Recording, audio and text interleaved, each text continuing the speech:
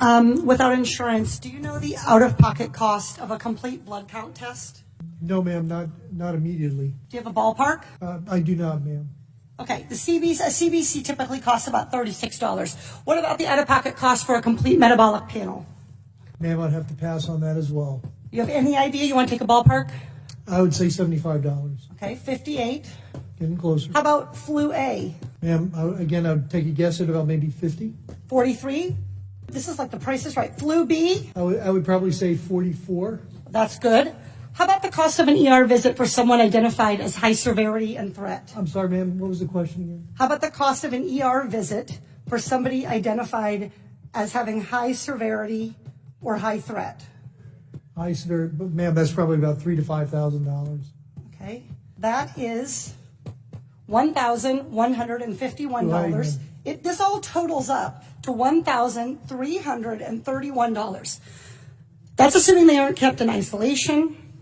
Isolation can add up for one family already, $4,000. And fear of these costs are going to keep people from being tested, from getting the care they need, and from keeping their communities safe. We live in a world where 40% of Americans cannot even afford a $400 unexpected expense. We live in a world where 33% of Americans put off medical treatment last year. And we have a $1,331 expense, conservatively, just for testing for the coronavirus. Dr. Redfield, do you want to know who has the coronavirus and who doesn't? Yes. Not just rich people, but everybody who might have the virus? All of America. Dr. Redfield, are you familiar with 42 CFR 71.30, excuse me? I literally communicated to your office last night and received confirmation that I was going to be asking you about 42 CFR 71.30. This provides the director may authorize payment for the care and treatment of individuals subject to medical exam, quarantine, isolation, and conditional release. That I know about, and my office did tell me that. I just didn't know the numbers, ma'am. That's Congresswoman. Great, so you're familiar. Dr. Redfield, will you commit to the CDC right now using that existing authority to pay for diagnostic testing free to every American regardless of insurance? Well, I can say that we're going to do everything to make sure everybody can get the care they need. No, not good enough. Reclaiming my time. Dr. Redfield, you have the existing authority. Will you commit right now to using the authority that you have vested in you under law that provides in a public health emergency for testing, treatment, exam, isolation without cost? Yes or no?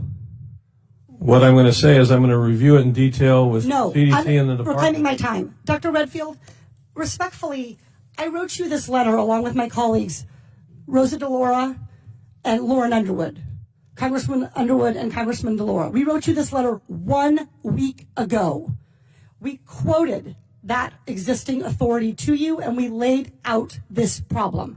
We asked for a response yesterday. The deadline and the time for delay has passed. Will you commit to invoking your existing authority under 42 CFR 71.30 to provide for coronavirus testing for every American regardless of insurance coverage? What I was trying to say is that CDC is working with HHS now to see how we operationalize that. Dr. Redfield, I hope that answer weighs heavily on you, because it is going to weigh very heavily on me and on every American family. Our intent is to make sure every American gets the care and treatment they need at this time of this major epidemic, and I'm currently working with HHS to see how to best operationalize it. Dr. Redfield, you don't need to do any work to operationalize. You need to make a commitment to the American people so they come in to get tested. You can operationalize the payment structure tomorrow. I think you're an excellent questioner, so my answer is yes. Excellent. Everybody in America hear that. You are eligible to go get tested for coronavirus and have that covered regardless of insurance. Please, if you believe you have the illness, follow precautions. Call first. Do everything the CDC and Dr. Fauci, God bless you, for guiding Americans in this time. But do not let a lack of insurance worsen this crisis.